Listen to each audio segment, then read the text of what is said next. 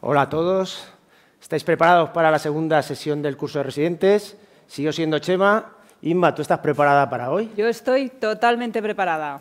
Bueno, pues vamos a dar sin falta paso a la primera mesa de hoy. Para ello tenemos a dos extraordinarios ponentes. En primer lugar tenemos a Manuel Hernández Guerra. Él es el jefe de servicio del Hospital de Canarias de Tenerife. Es un extraordinario profesional, extraordinario docente. Yo creo que empezamos fuerte la tarde. Frente a él está Antonio. Antonio está en el Hospital Clínico San Cecilio de Granada y seguro que le apretará las tuercas a Manuel. Yo creo que sin más preámbulos, Manuel, es tu turno. Bien, buenas tardes, gracias por la presentación. Gracias a la EH por la amable invitación y me gustaría felicitar a los directores del curso porque es la primera vez que me encuentro en este curso y lo encuentro con un formato tremendamente atractivo y les felicito. Bien, el tema del que vamos a hablar en los próximos minutos es un tema complejo por cuanto no tiene una estructura convencional y además muchos de los criterios a la hora de derivar los pacientes desde especializada primaria pues son pactados por consenso y con muy poca evidencia porque es difícil desde el punto de vista ético aleatorizar a los enfermos como luego veremos. Bien. Cuando uno habla de calidad asistencial, sin duda tiene que pensar que la relación entre atención especializada y primaria, entre niveles asistenciales, tiene que ser una buena relación. En nuestro sistema sanitario, todos sabemos que es muy heterogéneo y lo ideal sería que hubiera una estructura adecuada, con recursos suficientes y una organización única. Sin embargo, esto es difícil en nuestro territorio nacional, por no decir que imposible. Y muchos de estos ámbitos que les menciono quedan sobre todo en el ámbito de la gestión. Sin embargo, donde sí podemos hacer y mucho a nivel individual es mejorando la coordinación, la relación, como ahora veremos, y también siempre aportando formación entre los distintos niveles. El por qué es necesario llevar a cabo una coordinación entre niveles asistenciales lo ven en la pantalla. Los síntomas digestivos suponen entre un 5 y un 10% de los motivos de consulta en atención primaria. Fíjense, los servicios quirúrgicos son los más potentes en este sentido, ginecología, traumatología, oftalmología, pero digestivo prácticamente se encuentra al nivel que otros servicios médicos como cardiología y neurología. No en vano, los síntomas que más frecuentemente hace que nos consulten nuestros compañeros de atención primaria tienen que ver con trastornos funcionales, como puedan ser la dispepsia, tal y como ven, hasta la cuarta parte de los pacientes, que si se suman a los que tienen dolor abdominal, pues prácticamente llegan al 50%. Esto hace que, y como muchos trastornos funcionales no se curan y cronifican, y realmente especializada poco pueda aportar en ellos, pueden llevar una sobrecarga asistencial de este nivel. Nosotros miramos el año pasado, y lo enviamos como póster al Congreso de la AEG, un estudio en el que trataba de evaluar cuál era la idoneidad de las interconsultas electrónicas en pacientes con patologías digestivas remitidas a atención primaria. Y prácticamente vimos los números que hace 10 años. Es decir, cuando nos fijamos cuál era la causa principal, de nuevo el dolor abdominal, también el seguimiento de pólipos, pero fíjense cómo con respecto al área de patología, si hace 10 años era en torno al 7%, 5-10%, cuando sumamos aquellas que dependen de hepatitis, alteraciones analíticas y también de imagen, prácticamente salen las mismas cifras, sino algo superiores. Es decir, que es una patología, la digestiva, que suele ser frecuente motivo de consulta de atención primaria. Los criterios de derivación a través de los cuales nos remiten pacientes los médicos de primaria puede ser bien por la valoración subjetiva de primaria del manejo que tiene y de lo adecuado que considera que es por su parte, una serie de criterios consensuados, o bien también como demanda de una segunda opinión del propio paciente o de los familiares. Pero en cualquier caso, todos ellos tienen en común que se ven influidos por la relación que hay entre los médicos y sin duda por la formación. En cuanto a la relación y para que vean lo importante que es entre estos dos niveles asistenciales, les traigo este estudio que ya tiene más de 10 años, pero que resulta muy significativo de cómo se valora esta relación. Fíjense, cuando fueron encuestados médicos de familia en gris oscuro y gastroenterólogos de cuál era la valoración que hacían de la relación que existía entre estos dos niveles, fíjense que el 60% de los encuestados lo consideraron como insuficiente o muy deficiente. Sin embargo, algo que me gustaría llamar la atención es que cuando el grado de conocimiento del personal era alto o muy alto, es decir, teníamos un trato de alguna manera personal con ese médico, tanto por parte del gastroenterólogo como por parte del médico de familia, la percepción que tenía de la calidad asistencial que se ofrecía era muy superior. Con lo cual, sin duda, la relación entre médicos es muy importante. Y esta relación, si nos planteamos cómo debe ser, sin duda, hay que tener presente que tiene que ser no jerarquizada, que se tiene que especificar muy bien el especialista que va a ser de referencia, a través del cual vamos a hacer las interconsultas, que tenga una cierta estabilidad. También es importante siempre no tomar medidas de forma unilateral. Las derivaciones, los criterios que se utilicen tienen que ser pactados de antemano para evitar fricciones y, sin duda, en toda esta relación va a tener una importancia vital el que se incluyan planes de formación para mejorar esta relación. En cuanto a estos planes de formación, y para que vean cuánto pueden llegar a influir en esta calidad asistencial, les traigo este estudio de la unidad de Sevilla.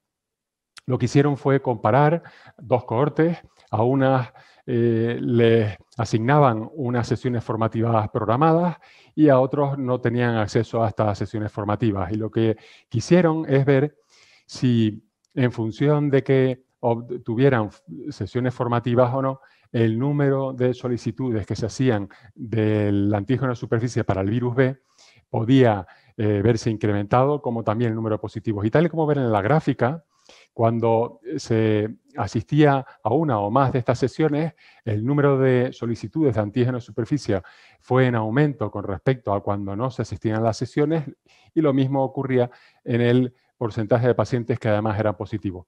Y más importante aún, fíjense cómo cuando lo llevamos a la gráfica, pero tenemos en cuenta el número de pacientes que fueron remitidos, que fueron derivados al especialista, fíjense cómo los números son de hasta 2 y 3 veces cuando se quedan de una manera estable sin sesiones formativas. Es decir, que las sesiones formativas mejoran la calidad asistencial, mejoran la relación y hacen que los médicos de primaria participen mucho más en la toma de decisiones. En nuestro caso, y es otro de los ejemplos, llevamos a cabo cursos de formación conjunta. Actualmente ya no son semipresenciales, sino que son telisemipresenciales, pero en el fondo tratan de ser muy interactivos, siempre de forma conjunta. Nosotros lo que hacemos es formar a 40 médicos de atención primaria todos los años. Les damos, adaptadas siempre a las necesidades, 8 módulos, 8 temas prevalentes y cada año se van cambiando, de forma que los 4 años el médico de familia tiene en su baremo 32 temas, como digo, de los más prevalentes. Además, para que sean atractivas, les muestro aquí un código QR que pueden escanear y ver un resumen de cómo se plantea esta actividad organizativa, que gira todo en torno al aula invertida, que tan buenos resultados nos está dando en la Facultad de Medicina con los alumnos de cuarto. Bien, estas derivaciones que van a hacernos los médicos lo van a hacer a través de diferentes canales de comunicación. Cuando salgan ustedes de la residencia podrán ya ser adjuntos y en muchos sitios verán que es la forma tradicional, la derivación directa presencial del paciente. En otros, y sobre todo ahora mucho por el momento que vivimos, serán a través de consulta telefónica o algo más sofisticada como es la interconsulta electrónica, que necesita que haya una plataforma común, pero tiene la ventaja de ser asincrónica y que por lo tanto uno se puede organizar mucho mejor los horarios. O también reuniones periódicas en las que hacemos una exposición de casos para poder hacer consultas. En cualquier caso, y da igual el tipo de canal, lo que está claro es que tienen que ser una serie de vías seguras, eficaces y factibles, es decir, adaptadas al medio, que sean un garante de calidad y que el paciente que debe ser derivado lo haga con garantías.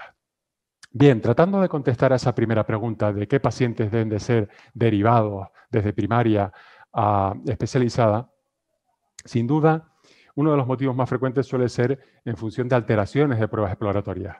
Y todos tenemos en la cabeza alteraciones en los parámetros de función hepática, la bilirrubina, el INR o descensos del número de plaquetas, que indica sin duda que hay una hipertensión portal de fondo, pero también eventos clínicos lo suficientemente importantes como ascitis, hemorragia digestiva o encefalopatía hepática, o otros derivados de pruebas de imagen que hacen que se detecten signos de hipertensión portal, de cirrosis o trombosis, así como lesiones ocupantes de espacio que o bien sin caracterizar o malignas deben de ser derivados al hepatólogo. Sin embargo, si bien estas son muy claros motivos de derivación al hepatólogo, hay otras que no lo son tanto. Las transaminasas elevadas, y sobre todo cuando son por debajo de 2 veces el nivel de normalidad, y no quiero decir con esto que no sean graves, pero sin síntomas de alarma se puede hacer un estudio inicial por parte del médico de cabecera, al igual que estatosis hepática, niveles de ferritina aislados elevados o fosfatasa alquina elevada, todos estos se les puede solicitar al médico de familia, el especialista en medicina familiar comunitaria, que haga un primer filtro, un primer cribado. Y siempre que podamos, porque tengan la ecografía abierta, se le puede solicitar la ecografía, que hagan un despistaje de hepatopatía que, según las distintas fuentes que he podido consultar, pues debería incluir serologías virales, autoanticuerpos, un parámetro sencillo como es la ferritina, el que venga en la historia si consume o no alcohol a dosis tóxicas para descartar enfermedad metabólica, la glicada y peso y talla, y el despistaje de fármacos como causas frecuentes de elevaciones como veremos a posteriori. También la estatosis hepática es un motivo frecuente de consulta y en esos casos podemos requerir, como luego veremos, que se haga un cribado en función de un test serológico. Para la ferritina elevada, solicitar índice de saturación de transferrina para que la diferencia de la macromatosis primaria, y en el caso de elevaciones de la fosfatasa alcalina, pues pedir los anticuerpos antimitocondriales de las monoglobulinas. Y reservar a aquellos que tienen transaminasas elevadas o que tienen un estudio etiológico inicial negativo o que por pruebas de imagen ya detectamos que hay una normalidad lo suficientemente seria como para que requiera un estudio más en profundidad. Evidentemente, estos dos motivos de consulta son los más frecuentes de todos, pero antes de pasar a ellos les voy a presentar el primer caso clínico. Se trata de un paciente de 32 años a la que se realiza en un estudio de fecundidad una ecografía y se objetiva una lesión ocupante de espacio hiperecogénica, bien definida, homogénea, de 3 centímetros en el lóbulo hepático derecho, sobre un hígado de características normales. Y les pregunto cuál sería la actitud más apropiada para que puedan ustedes ir votando. Derivación al hepatólogo para realización de resonancia, repetir la ecografía en 6-12 meses o informar a atención primaria que no precisa ningún tipo de seguimiento.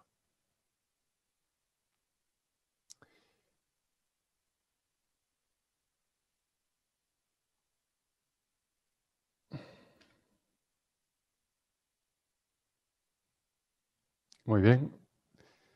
Esperamos que aparezcan en pantalla las respuestas para poder continuar con la presentación. Bien, está muy repartido y realmente la que debemos de considerar como tal, y paso a concretarles el porqué, es informar a atención primaria de que el paciente puede ser dado de alta. Y no es otra cosa sino, si bien dije anteriormente que las lesiones ocupantes de espacio sin caracterizar o malignas, o incluso las benignas, como puede ser el adenoma, que se puede hacer un seguimiento conjunto, precisan derivación especializada en este caso y según las guías y ASEL sobre el manejo de lesiones benignas, cuando se trata de una lesión como la que les describía, con márgenes bien definidos, hiperecogénica, de hasta 3 centímetros, el diagnóstico es prácticamente seguro de angioma y por lo tanto su recomendación con un grado de evidencia elevado es que no precisa ningún tipo de seguimiento y así de contundentes podemos ser para, sobre todo, no sobrecargar las consultas de especialidades y no aumentar más las listas de espera. Bien, continuando con la presentación. Decíamos que uno de los motivos más frecuentes de interconsulta son las elevaciones de las transaminasas o de parámetros que tienen que ver con el hígado. Este es uno de los muchos algoritmos que hay en los que se plantea y de forma muy detallada cuál debe ser el estudio que se debe hacer en función del parámetro que esté alterado. Pero se los traigo aquí, no solo porque es reciente, publicado en GATT en el año 2017, sino porque además recoge, a diferencia de otros algoritmos, el momento en el que deben de ser derivados los pacientes en función del estudio o del nivel de estudio que tengan los pacientes. Y sin entrar en detalle, lo que coinciden es que el paciente debe de ser derivado a especializada, al hepatólogo, cuando bien tenemos un diagnóstico ya concreto y es lo suficientemente grave como para que requiera seguimiento, e incluso en aquellos casos en los que después de un exhaustivo control y despistaje de causas no se encuentra ninguna de ellas para que sea más en profundidad el hepatólogo quien llegue a la causa concreta. Me gustaría aquí hacer un inciso, porque todos estamos viviendo el COVID con preocupación y sabemos que las transaminasas suelen estar elevadas en los pacientes infectados. Esto es lo que nos han venido a decir los principales o los primeros metaanálisis que se llevaron a cabo en esta cuestión, aunque de forma reciente se ha planteado que hay un sesgo de selección que probablemente haga que esto no es tanto como se prevé en un principio. Lo que sí parece que está claro es que en los casos graves sí que hay una elevación de las transaminasas, que incluso es una elevación precoz, y que además puede ser en el momento del ingreso un factor predictivo independiente de mortalidad. Sin embargo, como todos se podrán imaginar, hacen falta estudios prospectivos para poder validar estos datos y no tengo ahora mismo criterios para poderles recomendar que en función de las transaminasas, si el médico de cabecera nos llama, es un paciente para que sea remitido al hospital. Probablemente tengamos que tener en cuenta otros parámetros, entre ellos, sin duda, el respiratorio. Bien, otra de las enfermedades que supone el otro grueso de interconsultas es la enfermedad hepática de causa metabólica. Y les traigo este estudio, que es uno de los primeros, que trata de validar una secuencia basada en la estimación del grado de fibrosis por test serológico. Lo que hicieron los autores es aplicar el FIB4, de manera que con un punto de corto de 1,3 o entre 1,3 y 3,25, pero con un ELF menor de 9,5, pudieron, sobre su muestra, agrupar a aquellos pacientes que debían de ser seguidos en primaria y no remitidos a especializada, y lo cual es muy importante teniendo en cuenta que esta patología va a aumentar todavía más en el futuro. Este otro estudio fue llevado a cabo en Estados Unidos, es muy similar también con un punto de corte de 1,3 y lo que hicieron fue, en este caso, para validarlo, aplicar el FibroScan. Y como pueden ver, tanto si tenían un valor de FIB4 de menos de 1,3, al igual que vimos en el estudio británico, eran muy poquitos los que tenían un riesgo de fibrosis por FibroScan, y más aún cuando se repetía el FibroScan por un hepatólogo, que quedaban excluidos un porcentaje importante, con lo cual eran muy poquitos los que finalmente tenían fibrosis. Pero lo más importante es que se vuelvan a repetir las cifras y que de 560, 71 eran los que somos capaces de filtrar, de priorizar en función de ese score sencillo, serológico, que tiene en cuenta, como ya vieron ayer, la GOT, la GPT, la edad, y que podemos de esa manera seleccionar muy bien qué pacientes van a ser requeridos para que les visite el hepatólogo. Muy bien, llegado a este punto, me gustaría hacerles la siguiente consulta. Se trata de un paciente de 62 años, varón, con una GPT normal de 39, que sin embargo es obeso, con diabetes, y que hace 3 años se determinó el FIB4 a petición de nosotros tras una interconsulta electrónica, que es como las llevamos a cabo aquí en nuestro hospital, por una elevación de la gamma GT, y que ahora tiene un Fatty Liver Index, un FLI de 65, y que tras recalcular el FIB4 le damos un valor de 2,2. ¿Cuál creen ustedes, les pregunto, que sería la actitud más apropiada? Informar a atención primaria que se repita el FIB en un año tras bajar peso, que deriven al hepatólogo para la realización de la elastografía, o con una transaminasa normal no tiene riesgo de fibrosis. Bien, pues aquí sí que hay una respuesta mucho más homogénea, el 70% les parece que se debería de derivar al hepatólogo para la realización de la elastografía. Tomo de nuevo. Y realmente esta pregunta la traigo para introducirles dos conceptos. El primero de ellos es que incluso con transaminasas normales todos sabemos que pueda haber datos de fibrosis hepática, es decir, que no excluye el que haya fibrosis las transaminasas normales. Y el otro concepto es esa herramienta que tenemos, el Fatty Liver Index, que nos va a seleccionar muy bien los pacientes que vamos a tener que poderles ofrecer la elastografía. Fíjense, en este estudio llevado a cabo en nuestro país, se incluyeron 3.000 pacientes que a priori no eran conocidas que tuvieran enfermedad hepática. Es verdad que el 26% de la serie tenía síndrome metabólico y algunos porcentajes de forma aislada de esos componentes que forman parte del síndrome metabólico, pero fíjense, les llamo la atención que la media de transaminasas era baja, era lo que se espera de unos sujetos que sean normales.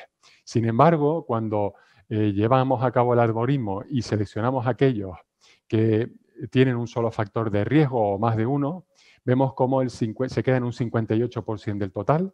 Cuando les aplicamos el Fatty Liver Index con un punto de corte de más de 60, nos volvemos a quedar con un 60%. Pero fíjense cómo aquellos que quedan por debajo de ese rango de 60, prácticamente el que tengan un riesgo de fibrosis anecdótico frente a cerca del 9% de aquellos que tenían un FLI de más de 60. Es decir que con esta otra herramienta que es el FLI vamos a poder seleccionar a aquellos pacientes con al menos un factor de riesgo cardiovascular, van a ser propensos a tener fibrosis si luego les sometemos a la elastografía como método más sencillo. Y de hecho, la sociedad catalana, conjuntamente y consensuado con la de familia, ha propuesto este algoritmo en el que los pacientes que tienen un factor de riesgo al menos o por ecografía hígado graso, aplicándoles el Fatty Liver Index podemos discriminar muy bien a aquellos que tienen mayor riesgo de fibrosis.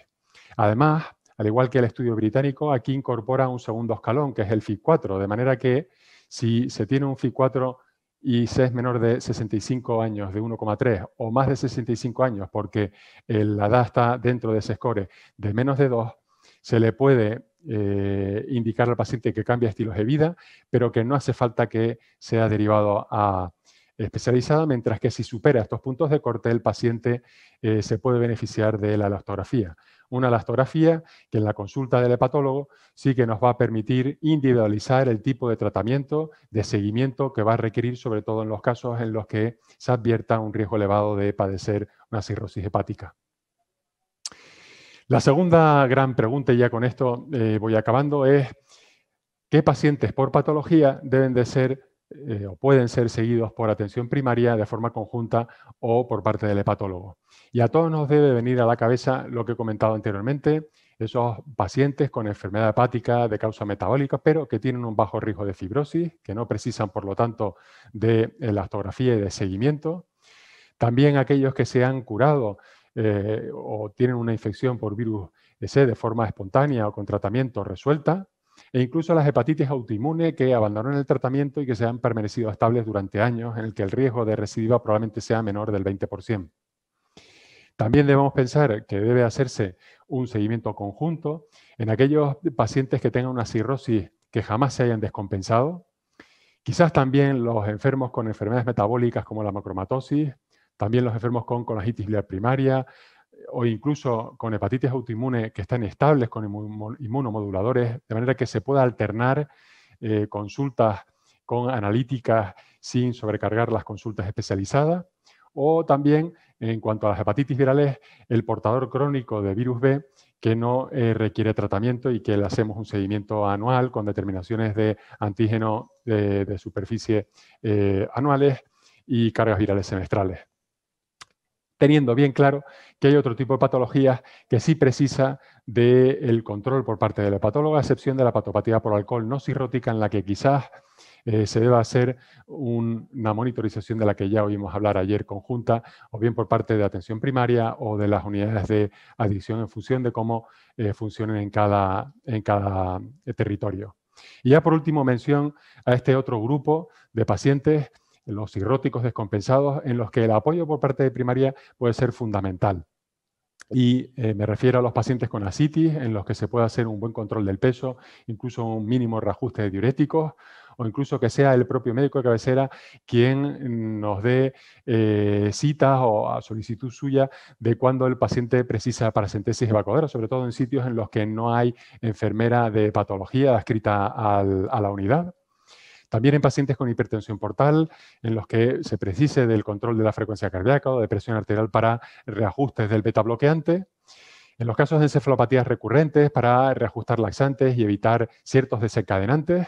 Y, por supuesto, en los enfermos que requieran algún tipo de soporte nutricional y mención especial en los pacientes que requieran cuidados paliativos.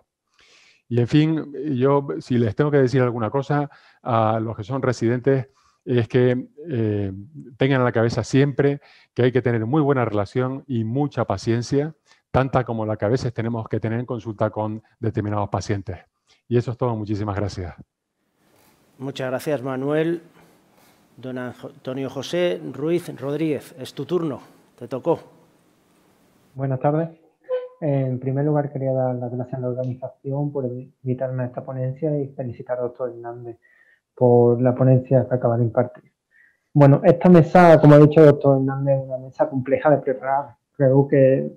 Pero bueno, esta mesa creo que es muy útil para el R4 que estamos a punto de acabar, porque bueno, podemos más o menos saber diagnosticar, saber tratar a un paciente, están las guías clínicas para ello. Pero quizás lo que más miedo o más respeto nos da es cuándo derivar a un paciente de alta, cuándo necesita seguimiento por nuestra parte o cuándo no. Bueno, con las siguientes preguntas que voy a plantear he intentado no solo plasmar mi opinión, sino también con opiniones de compañeros residentes, adjuntos de digestivo, hepatólogos y compañeros de atención primaria. Como primera pregunta quería, aunque ya la ha hablado el doctor Hernández sobre ello, pero en tu experiencia, ¿cuál crees que es el canal más adecuado de comunicación entre atención primaria y los servicios de patología, correo, teléfono, teleconsulta, WhatsApp, busca, como pasa algunas veces? ¿Cuál crees que en tu opinión es el más adecuado? Yo siempre creo que, gracias Antonio, yo siempre creo que tiene que ser la que mejor se adapte al medio en el que estamos. Cuando yo llegué aquí a Canarias, lo que teníamos era la presencial, derivación directa, y las consultas pues tenían una gran lista de espera de acceso a una primera consulta. Ahora, gracias a la interconsulta virtual, es un buen método de comunicación. Como decía antes, asincrónica. Esto tiene una gran ventaja. Le damos 48, 72 horas de respuesta a la interconsulta y podemos tener unos horarios flexibles para poder hacer respuesta. La vía telefónica siempre estamos supeditados a que tenemos que tener un teléfono, que tenemos que tener un horario de llamadas y puede ser hoy en día un poquito más difícil, si bien es un buen método para mantener una buena relación con el médico. Hay otras, como esta que has mencionado de los WhatsApp, que quizás se van un poquito de lo que se considera una vía segura y por lo tanto no es la aconsejable. Hay que utilizar, en cualquier caso, si lo que hacemos es telemedicina, un contacto con doble cifrado que garantice el que la Ley Orgánica de Protección de Datos y la intimidad del paciente se preserva. Pero como digo, todo va a depender de que cuando lleguen ustedes a ese puesto de adjunto, sepan qué tipo de infraestructura, qué estructuras, qué canales de comunicación son los que se utilizan habitualmente. Bueno, la siguiente pregunta, ¿plantearías alguna estrategia de cribado para el virus C de la atención primaria y crees que se podría iniciar el tratamiento desde la propia atención primaria aunque nosotros hagamos el FibroScan, por ejemplo? Bien, son dos cosas que planteáis muy interesantes. La primera es un cribado, ya sabéis todos que diferentes sociedades estamos detrás de un cribado, si no puede ser a toda la población coetaria, es decir, por edad, sin duda por factores de riesgo, y primaria en este sentido tiene que ayudarnos para poder organizarlo y ya en algunas comunidades me consta que se está llevando a cabo y seguro que tendremos resultados pronto.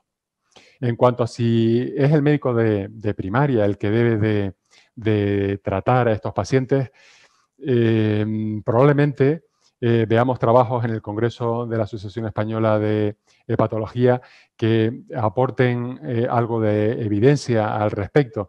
En mi opinión, creo que primaria lo que tiene que hacer es diagnosticar enfermos que no tienen una serología hecha, pacientes que no saben que son pacientes que pueden tener porque estuvieron en contacto con drogas, porque snifan cocaína, aunque sea de forma ocasional, y realmente es donde tienen un papel importante, puesto que la mayor parte de los pacientes que derivan, y si los canales de comunicación son los adecuados, finalmente con viremia positiva se tratan. Vale. Gracias. El siguiente, en cuanto a los pacientes con patología avanzada, como por ejemplo hepatocarcinoma o pacientes cirróticos en régimen paliativo, ¿cómo cree que nos podrían ayudar los compañeros de atención primaria, sobre todo teniendo en cuenta que en algunos sitios no hay unidades de paliativos? Yo creo que es fundamental el apoyo que nos debe de dar primaria y sobre todo con estos pacientes. Primaria es quien mejor conoce a ese paciente, o debería de ser así, y en esos momentos en los que ya el paciente lo que requiere son cuidados paliativos, y me refiero a que pueda descansar bien, que no tenga dolores, que se pueda cubrir en el caso de que tenga un síndrome ansioso de fondo, sin duda, donde no se disponga de unidades de paliativos, con la adecuada formación puede ser una vía sin duda prioritaria que fomentar. Vale, gracias. La siguiente pregunta es, ¿crees que se pueden estandarizar o protocolizar unos criterios de derivación a patología desde atención primaria a nivel autonómico o, si es posible, nacional? Y si es posible, ¿cómo lo plantearías? Pues esto es también muy interesante y les digo por qué. Normalmente cuando uno tiene que crear y basarse en pruebas objetivas, es difícil, salvo que sea pactado y que sea consensuado. Y muchas veces, como dije anteriormente, no se van a poder validar estos criterios, por cuanto no se pueden hacer ensayos, porque no sería ético el randomizarlos para que sea el especialista o para que sea el médico de atención primaria quien haga manejo de estos pacientes. Se debe de consensuar siempre, lo primero a nivel local, con una comisión de médicos por ambas partes, siempre, como dije anteriormente, que no fuera jerarquizada, que se pacten qué criterios de derivación deba haber, para que luego esto se pueda aprovechar y sea, si se puede, a nivel regional y muchísimo mejor que fuera a nivel nacional. A este respecto, y aunque en hepatología no hay mucho, sí que les quiero comentar el programa que tiene la Asociación Española de Gastroenterología, AEG, en su programa AEGastrum, en el que hay un apartado en el que sí que mencionan, ¿verdad?, para distintas patologías, dispepsia, para cáncer de colon, qué pacientes deben de ser derivados y que les animo a que consulten. Vale. La siguiente pregunta es, aprovechando los avances en medios telemáticos, teleconsulta, videoconferencia que hemos sufrido gracias en parte al COVID-19, ¿crees que podríamos utilizar estos avances en el seguimiento de alguna patología hepática? Y yo creo que el que no lo estaba haciendo ahora o no lo hacía antes, estoy seguro que lo va a seguir haciendo en un futuro. Se nos ha abierto con el COVID, sobre todo muchas cosas malas, pero también oportunidades, y una de ellas ha sido el uso que estamos haciendo de lo que tú llamas telemedicina, en forma de teleconsulta, teleasistencia, pero en definitiva a distancia. Y a nosotros sí que nos está resolviendo mucho el que un paciente que vive a 60 kilómetros de distancia no tenga que venir al hospital para que se le monitorice, estando con inmunomoduladores, unas cifras del hemograma. Por lo tanto, yo creo que es una oportunidad. Lo que hay que hacerlo es bien, y para ello tenemos que tener plataformas que sean seguras y que nos permitan tener una buena conexión bien con el propio paciente o a través del médico de cabecera en su centro de salud. Con el paciente presente, me refiero. Gracias. La siguiente es, ¿qué opinas del seguimiento del paciente trasplantado estable, mayor de 10 años, por ejemplo? ¿Consideraría seguimiento más prolongado con ayuda de atención primaria? Yo creo que se puede ir alternando. Es el mismo caso que dije con anterioridad, cuando hay una cierta estabilidad y el paciente requiere más de cuidados por parte del médico cabecera con recetas ya de rutina de atención en un paciente que, como digo, está estable. Siempre yo creo que se puede hacer de forma conjunta, sobre todo cuando lleva tanto tiempo como el que planteas, 10 años de evolución sin grandes incidencias con medicación estable. Creo que sí. Vale. Gracias. La siguiente pregunta, ¿crees adecuado algún circuito preferente para el diagnóstico y estudio precoz de la aloe hepática desde atención primaria? ¿Tenéis alguno instaurado en vuestro centro? Sí, nosotros yo creo que la lesión ocupante de espacio que no cumple con esos criterios de benignidad que he mencionado anteriormente, sí que se le debe de dar, y sobre todo si hay un halo hipoecogénico, si por supuesto estamos ante un enfermo que ya además nos dice el ecografista que es un parénquima anómalo, que es un paciente cirrótico, es cuando debemos sin duda darle la preferencia que tiene y no se debería de demorar más allá de 4 semanas el diagnóstico. Vale. La siguiente, aunque ya hablas un poco de ella en tu presentación, pero con respecto al manejo de diuréticos en pacientes cirróticos, ¿cómo nos podemos ayudar? ¿Cómo derivar o quiénes derivar desde patología a atención primaria y viceversa? Yo creo que hay que diferenciar mucho entre el paciente que se le acaba de instaurar tratamiento que ha salido de forma reciente del hospital, en el que hizo muy bien la dieta al tratamiento mientras estuvo ingresado, pero que luego transgrede. Y es verdad que ahí el hepatólogo tiene que hacer un seguimiento un poquito más continuado, sobre todo en los primeros años, de aquel otro paciente que se mantiene estable, que tiene una cifra de sodio, de potasio normales, que está con diuréticos compensados y que sí que se puede hacer pequeños reajustes en el tratamiento y sobre todo que sea primaria quien nos lo derive en el caso de que por la toma de antiinflamatorios pues aparezca una ascitis que hasta entonces, por ejemplo, se mantenía compensada, o bien porque haya una trombosis del eje esplenoportal que nos haga pensar que ese enfermo requiere un seguimiento y un estudio más estrecho. Vale, gracias. La siguiente, una pregunta parecida en referencia al manejo y ajuste de los beta bloqueantes en pacientes cirróticos con hipertensión portal. ¿Cómo crees que nos podrían ayudar los compañeros en el ajuste inicial y en el seguimiento? Yo creo que aquí, de nuevo, si hay formación, en el hospital clínico lo hacían las enfermeras de la unidad de hemodinámica. Si hay formación, no hay por qué no poder dejar que sea otra persona no especialista la que monitorice y permita que ese enfermo tenga una frecuencia cardíaca adecuada, entre 50 y 60, con una tensión que no le perjudique. Yo creo que todo se trata de tener esa buena relación, hago énfasis en lo mismo, en siempre que se tenga formación, que nos conozcan los médicos de atención primaria, porque eso va a repercutir sin duda en una mejora en la calidad asistencial de nuestros pacientes. Vale. La siguiente, un motivo muy frecuente en la actualidad de derivación a patología de hipertransaminemia o elevación de enzima de colestacil post-COVID. ¿Cuáles derivarías a hepatología o cuáles estudiarías desde atención primaria?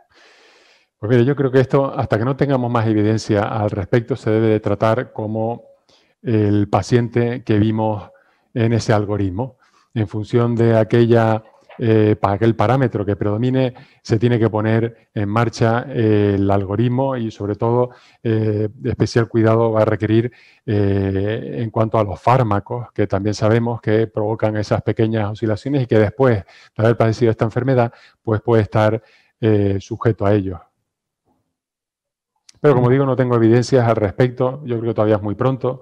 Se ha publicado mucho, como todos sabemos, pero no podemos olvidar que nada más que tenemos un año de evolución. Y bueno, ya la última sería, ¿qué pruebas esenciales cree que el paciente debería tener realizadas al ser derivado desde primaria a consulta de patología? Sí, yo creo que sí, esto lo comenté en la tabla de la presentación. Y después de ver varios artículos, uno puede sacar la ceruloplasmina, por ejemplo, del estudio de primaria y puede ser ya cuando el resto de parámetros sean negativos. Pero en lo que todos podemos coincidir es en los anticuerpos de serología virus B y C. Debemos de coincidir en una petición de autoanticuerpos, niveles de ferritina, consumo de alcohol, como hemos dicho, enfermedad metabólica y fármacos. Yo creo que esto es el mínimo que se le puede ya solicitar a un médico de cabecera para que cuando nos llegue el hepatólogo tengamos ya claro qué tipo de estudios, si es biopsia, si es fibroscan, si es otro tipo de prueba el que el paciente necesite. Vale, gracias. Felicidades, Antonio. Yo en este tema a lo mejor he visto pocas preguntas vuestras. La verdad que a lo mejor es el típico tema que os parece que no sé, os pilla un poco lejos, pero ya veréis como dentro de 2 días es uno de los principales problemas que vais a tener. Bombardeo de pacientes a las consultas y ahora a quién le puedo dar el alta, a quién tengo que seguir. Esto que a corto plazo a lo mejor os parece poco, ya os digo que va a ser uno de los principales problemas este vídeo de hoy seguramente os lo vais a ver de los que más de este curso, ya os lo digo a día de hoy. Bueno, tengo una pregunta de Pablo que me cuenta que si, claro, estamos hablando siempre de primaria y nos comenta, ¿deberíamos de tener algoritmos para otras especialidades que nos piden interconsultas? Sí, yo siempre hablo de primaria porque primaria es donde surgen la mayor parte de pacientes y por lo tanto es a los que tenemos que dar sobre todo una respuesta si no queremos sobrecargar las consultas y sala y endoscopia. Creo que también especializada tiene que entrar dentro también de estos criterios que deben de ser pactados, pero como no son el grueso mayor, pues siempre a nuestros compañeros especialistas los dejamos para el final y sobre todo, y me perdonen, a aquellos que son de servicios quirúrgicos donde parece que la medicina interna pues queda un poquito más lejos, si me lo permiten.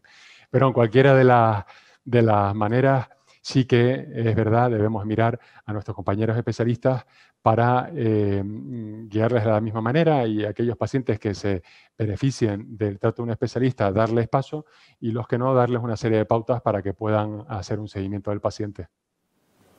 ¿Quieres preguntar, Inma? Sí. Hola, Manuel.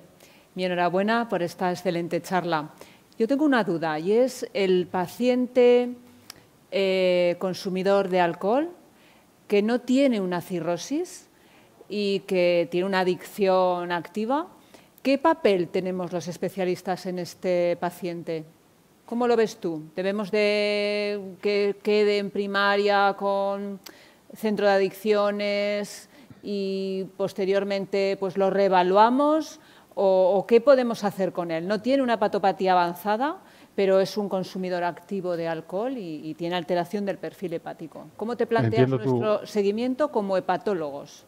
Entiendo tu preocupación y es verdad, porque hasta hace no mucho las unidades no teníamos a alguien que se dedicara específicamente a la patología por alcohol. Y yo creo que lo primero que tenemos es nosotros que tomar conciencia de lo importante que es esta patología, incluso cuando no son cirróticos, para diagnosticarlos de forma precoz y poderlos ayudar mejor. Desde que el hepatólogo entiende eso y que el enfermo entonces lo va a poder remitir a los centros de atención al drogodependiente o unidades de adicciones o la que funcione mejor, que quizás sea el médico de cabecera, si tiene formación para ello, es un buen momento. Es decir, concienciar de que estamos ante una patología que probablemente no requiera un seguimiento específico de su víscera, que no ha llegado a ese punto a estar enferma de su hígado, que no es cirrótico, pero sí que el alcohol, como todos sabemos, repercute sobre múltiples esferas, notablemente sobre el hígado, pero antes de que esto ocurra, tenemos que darle ese apoyo y remitirlo, como digo, al centro de drogodependencias o atención primaria. Pero, como digo, lo fundamental es que nosotros seamos conscientes y transmitamos de la importancia que tiene en este sujeto el que mantenga la abstinencia con ayuda. Muchas gracias. ¿Dejaríais que pidieran en primaria elastografías o primero remiten a consulta y desde allí se le pide la elastografía? ¿Qué opinas de eso, Manuel?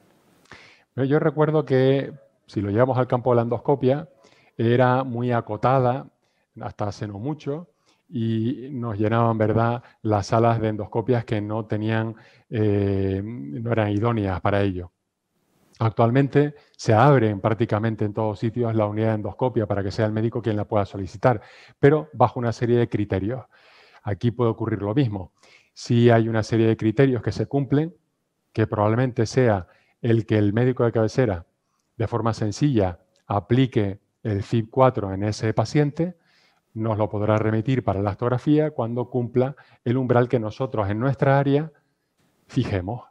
1,3, 2,25, 3,25 en función de lo sobrecargada que queramos tener o el tipo de población que tengamos. Y otra pregunta del día a día. Tú tienes una persona en tu servicio que se dedica a contestar correos de todas las interconsultas de primaria y una persona cuyo trabajo de 8 a 3 es ese, o yo sí que tengo curiosidad porque me cuentes vuestra experiencia. Pues mira, esto desde el punto de vista de gestión te diría que sí.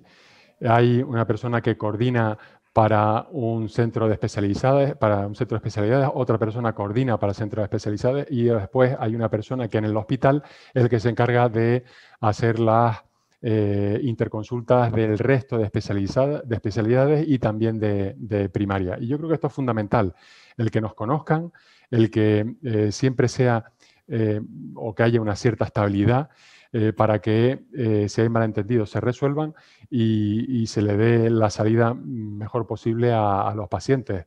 Nuestra experiencia es actualmente a través de la interconsulta electrónica con una plataforma única en la que le damos respuesta a 30 pacientes al día y con eso hemos conseguido que las consultas de especialidades tengan una primera visita a 3 semanas vistas. Yo creo que el papel que tiene que tener el especialista es el de primeras visitas, de orientar al enfermo y que sea primaria el que haga un seguimiento de él cuando sea oportuno y el especialista cuando el enfermo lo requiera. Muy bien. Y yo creo que, en principio, por nuestra parte nada más, yo creo que doy paso a Inma para que presente la siguiente mesa. Muchas gracias, Manuel. Muchas gracias, Antonio. Inma, es tu turno.